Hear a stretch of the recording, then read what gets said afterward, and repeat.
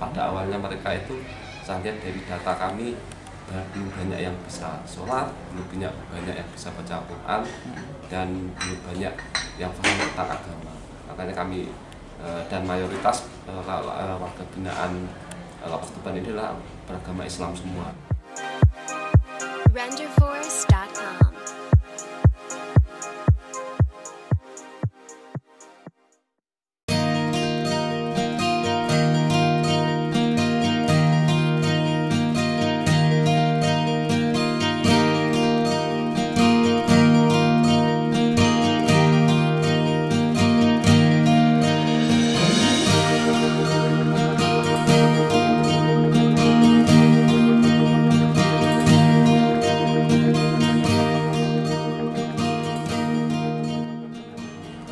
Salah satu program kami adalah untuk pondok pesantren mini, karena pada dasarnya kami lihat latar belakang mereka. Pada awalnya mereka itu, saya lihat dari data kami, belum banyak yang bisa sholat, belum banyak yang bisa baca Al-Quran, dan belum banyak yang paham tentang agama.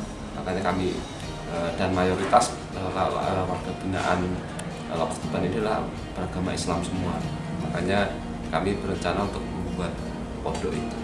Tujuan kami buat untuk per kelas, Mas. Jadi per kelas itu ada yang belum bisa baca, belum bisa sholat, kami masukkan kelas sholat. Belum bisa baca Al-Quran, kami masukkan kelas Iqra sampai jilid 1 sampai jilid 6. Kemudian yang sudah bisa baca Al-Quran, kita perdalam dengan kelas lain, yaitu kelas Al-Quran untuk baca dan tulis dan tajwidnya.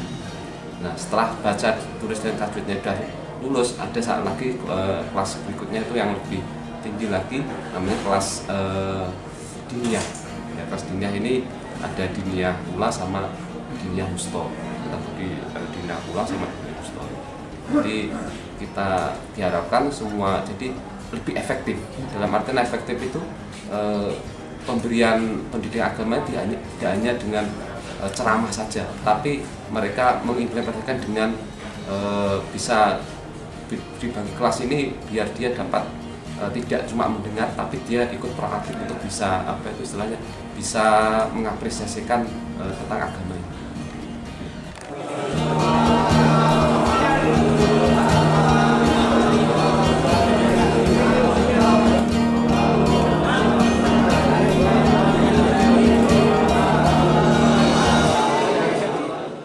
Perubahan nyata sangat pesat, ya.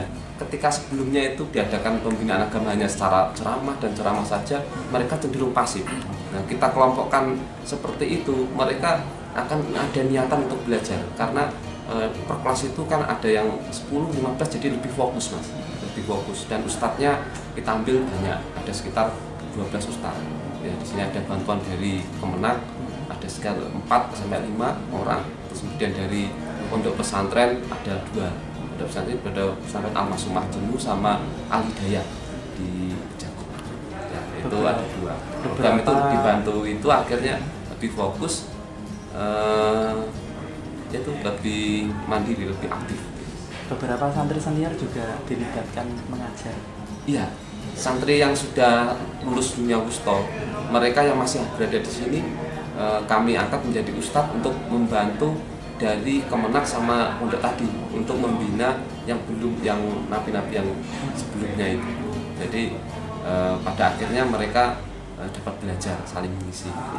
Berarti goal dari ini supaya bekal religi ini menjadi bekal mereka. Iya, betul. Ini salah satu bidang kepribadian mereka, biar ada yang diambil gitu dari sekedar mereka tidak menjalani sekedar menjalani hukuman saja, tetapi ketika mereka bebas itu mereka dapat apa yang mereka dapatkan dari ilmu itu. Dan sekarang kami sampai sekarang ini sejak Oktober 2018 ya, sampai sekarang hampir November ya, November hampir 1 tahun, Mas.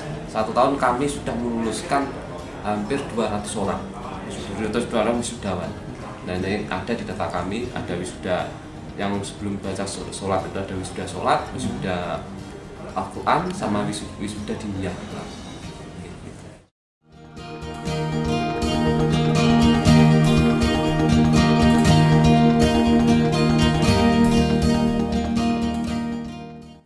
Jumlah santri pada saat ini selanjutnya warga binaan adalah jumlah santri 360 dari 377 warga binaan, karena sebagian mereka adalah yang beragama lain dan sebagian mereka diperbantukan di Meraurak sama kegiatan di Gampong.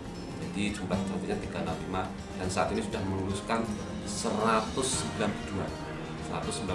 orang yang sudah saya sebutkan tadi.